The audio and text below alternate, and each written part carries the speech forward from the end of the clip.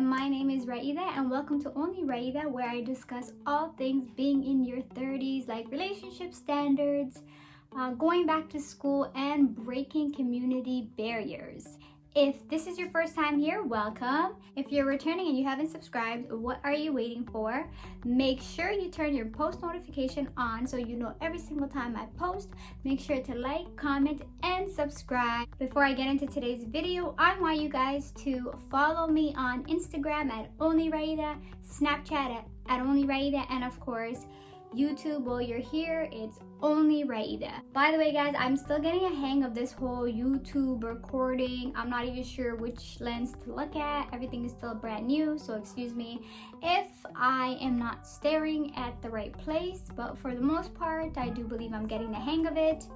What the fuck is this? So today's video is going to be about private colleges versus public colleges.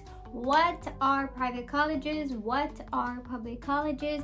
What are they? Who are they? Who funds them?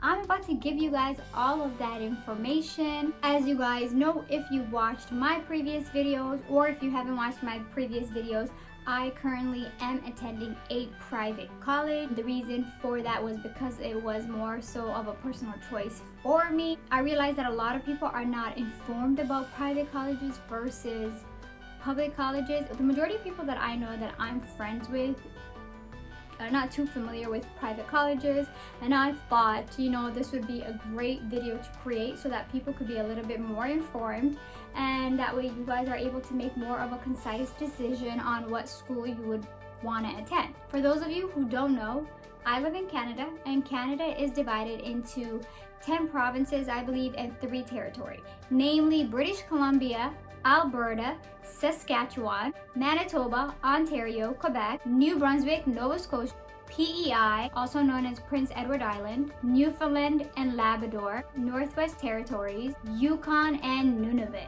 So the reason why I listed the provinces is so that you guys can understand that the Canadian provinces financially support some of these colleges in their province. These publicly funded colleges are called community colleges. So they may receive funds from the federal government of Canada or other sources as well. Now, due to the funds that they receive, public colleges or community colleges may easily reduce the tuition fees. So on the other hand, we have private colleges, and private colleges do not receive funding from the government of Canada. So private colleges do not receive funds from the federal or provincial governments.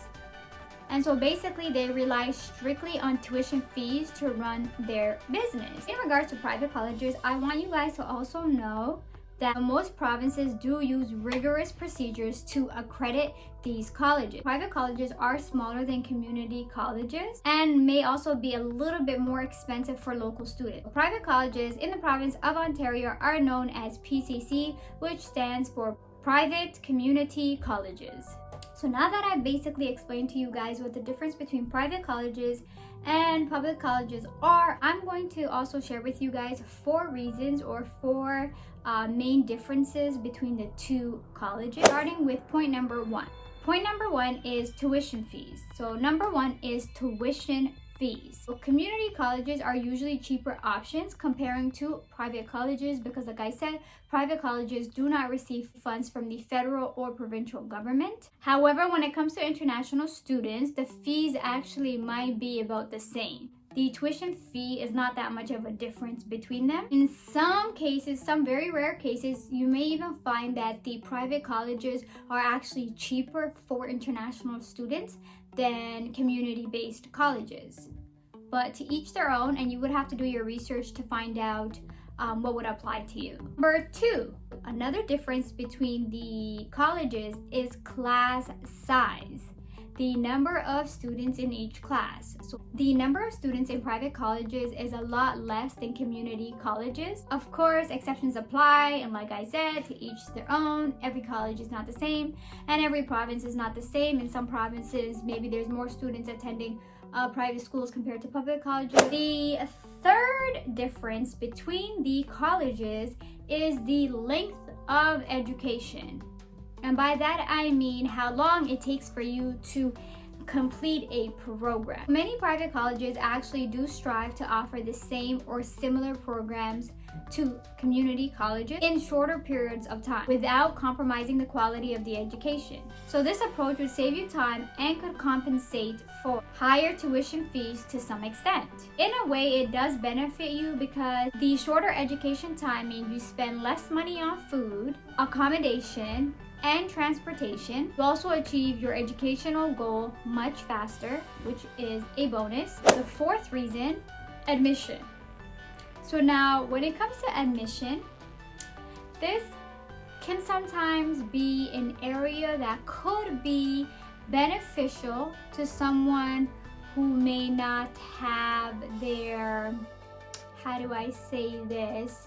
Someone who may not have obtained high marks in high school. If you are someone who has gone to high school and your high school marks were too low or were low and you tried applying to a public college, typically public colleges do require like your marks need to be at a certain average depending on the program that you're trying to apply to. Now for private colleges, it's a little bit different. And that difference mainly comes from the fact the only source of income for private colleges is their students, right? And so for that reason, they're kind of more thirsty or more flexible to let students in to their schools. So admissions kind of, like I said, benefits students who may have had lower marks in high school and are now trying to, still further their education, but they're having a hard time getting into a public college. So now you can enter a private college and, start your career right away and finish it in a short period of time. Granted, most private colleges do not offer degrees. It's usually either diplomas or certificates. So now that I have explained all of that to you guys, I am also going to share my personal experiences of going to a private college. Okay, so for those of you who don't know, I am currently attending a private college here in Ontario. I am becoming a medical laboratory technician. It is a 1-year program, which is super cool. Like, you get in, you do the work, you get out, you're certified. Boom, I can start working within a year, which is amazing. So my personal experience so far, I love it. Everything that I've mentioned kind of applies to me in terms of the classrooms being super small. I love it. I thought that regular public colleges were small, but private colleges are even 10 times smaller. Like in my particular class, there's only about 11 of us. So we have direct contact with the teacher, we have direct contact with admissions, we have direct contact with pretty much everybody. Like, because the school is so small, it's easy to ask for help, it's easy to get assistance. Everyone is there to kind of, help you through the process. Also, another thing that I like about it is the fact that you develop a tight-knit family or kind of like a unit with your classmates. For me, like I said, there's 11 of us and we have a group on WhatsApp where everybody just goes on there and talks to each other. We're all friends, we hang out. Sometimes, we'll go to a restaurant and grab food together. I'm actually going to be meeting up with some of my classmates in a couple of days because we're on break. We're on Christmas break, so some of us are going to be meeting up and going to the movies and just catching up and, just getting to know each other even a little bit more. So my experience so far has been great. I have had the opportunity to have an amazing teacher who's very detailed. Sometimes he even provides information that's not necessarily required for my field, but will help us in the near future. If I was going to compare how it feels, I would tell you guys it feels like being in high school. Like, that's what it feels like. Even my high school classes were a little bit bigger, which is amazing because when you're doing lab work, you want hands-on experience. Especially in my particular field, I have a direct contact with my teacher. So when I'm making slides or, I'm doing your analysis or anything like that I'm confused about, I don't even have to go to a student for assistance. My teacher is right there and I typically will go up to him and tell him, watch me, make sure, let me know if what I'm doing is right, or let me know if what I'm doing is wrong. So that's another reason. That's it for today's video, you guys. I hope you liked it. I hope you found it informative. Like, share, comment, and subscribe. Do not forget to turn your post notification on. And remember, I post every single Sunday, so stay tuned to next week's Sunday, where I might be posting about school, or I might be posting about something a little bit more spicy, to get your juices flowing.